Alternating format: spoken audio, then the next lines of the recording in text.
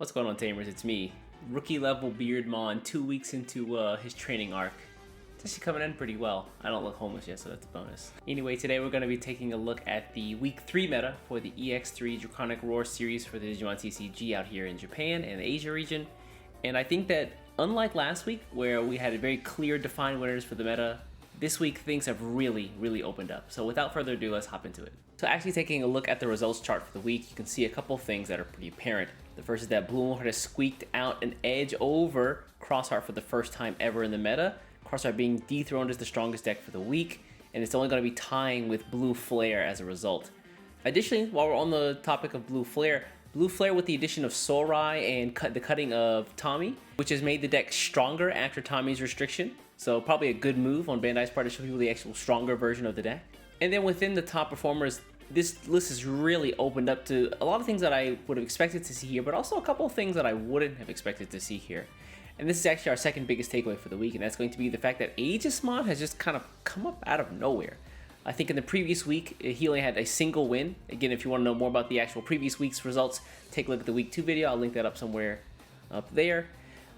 In the meantime, though, Aegisdramon, again, comes out of nowhere, and it's finally seeing the style of blue where you play Digimon from your other Digimon sources, see some actual decent tournament results. If I could add just one little small star asterisk to the end of the Aegisdramon came out of nowhere sentence, I would say that if I'm being really critical, Aegisdramon won a lot of events that had 8 or less entrants, and so I might give it a bit of a grain of salt, saying, okay, well, there weren't a lot of people here, so maybe Aegisdramon didn't really get put through the ringer as far as, some of the top meta decks are concerned. But nevertheless, a win is a win, and I don't want to discredit the people who ran the deck for the amount of interest that were in their events. And finally, there's been a shift in builds for Mastemon herself. Whereas before the deck would run a mix of nice purple and yellow, recently we've seen the deck split where the lower half of the deck is only purple and the upper half of the deck is mostly yellow.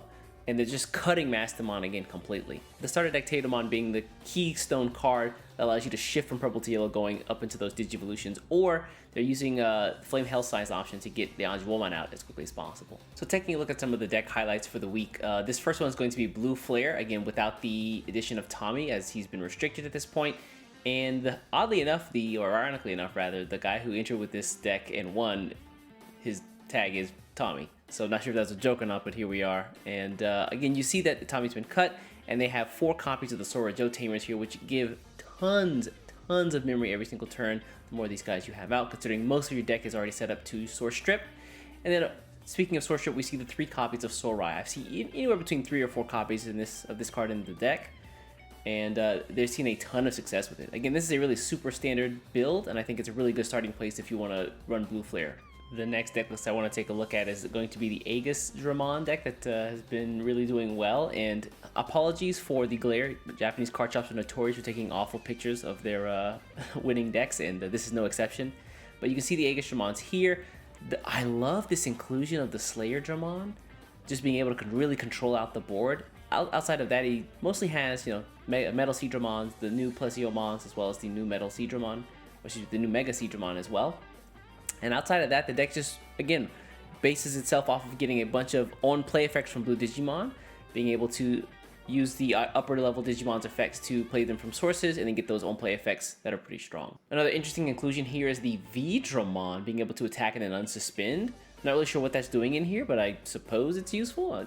Again, I haven't actually had a chance to run through with this deck myself, so I'm a little unsure of how it plays some of its matchups, but I'll definitely be building it after this. And the last deck that we're going to take a look at this week is actually the Venusmon that I mentioned earlier. Again, they're taking Mastemon, splitting up all the purple yellows so that the purples are at the lower end. You can see here Psychemon, the Gajimon, as well as the Bakumon, or Tapirmon in English. And then the upper half is pretty much all yellow. Again, level 5 here, you see the Anjumon, the Anjuwomon, the X Antibody, as well as the Venusmon here. Yeah, I think that not every deck has the Holy Anjumon copies in here, but I think that considering the deck is not super fast, or it could be a little on the slow side, that having him in there just for a little bit of extra heal to keep yourself in the game for a little bit longer is pretty good. And finally, the keystone piece here being the Tatumon, being able to bridge the level 4s to the level 5s from purple to yellow. Outside of that, having the 4 copies of the Flame Hail size here to just hard drop your Anjuwomons here, being able to get to the level 5s immediately and then start going up from there, pretty important. And keep in mind, Deck is a bit costly, involving 3 copies of the Dexmon here, but you need that absolute control. Again, it is the security control itself. Alright, so that's going to be the meta report for week 3 of the Dragonic Roar series over here in the JP and Asia region. Let me know what you think about it in the comments below. Do you think that Bloomlord is indeed stronger than Crossheart? Is the trend going to continue? Do you think that the Aegisdramon wins are just a fluke, or does the deck actually have some power behind it? And then finally, if you think there are any decks that you saw here or on the meta list before that would be an interesting deck profile, let me know as well in the comments below. Anyway, I'm going to get out of here. Before you guys get out of here, do me a favor, hit the subscribe button as well as the thumbs up button, and I'll catch you in the next one. Take care. Not every deck runs the Holy Angemon here, but I think that having a little bit of heal in this deck, especially not... Son of a bitch.